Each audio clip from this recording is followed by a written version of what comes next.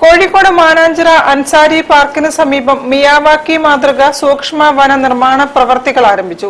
സംസ്ഥാന പരിസ്ഥിതി കാലാവസ്ഥാ വ്യതിയാന ഡയറക്ടറേറ്റിന്റെ പാരിസ്ഥിതികം പദ്ധതിയുടെ ഭാഗമായി കളാണ്ടിത്താഴം ദർശനം സാംസ്കാരിക വേദിയാണ് വനം നിർമ്മിക്കുന്നത്.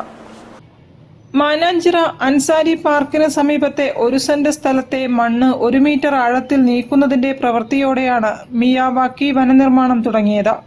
Devagiri saint Joseph college social work വിഭാഗം വിദ്യാർത്ഥികളാണ് ശ്രമദാനത്തിന് തുടക്കമിട്ടത്.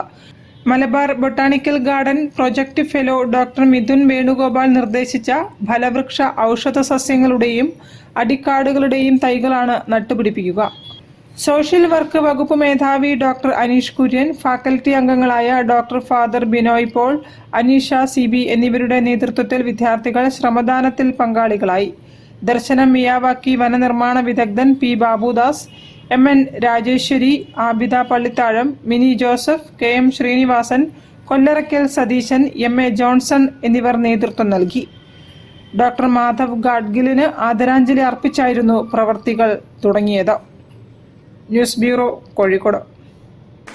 ചെന്നൈ എക്സ്പ്രസ് ട്രെയിനിന് കൊല്ലങ്കോട് സ്റ്റോപ്പ് അനുവദിച്ചതിൽ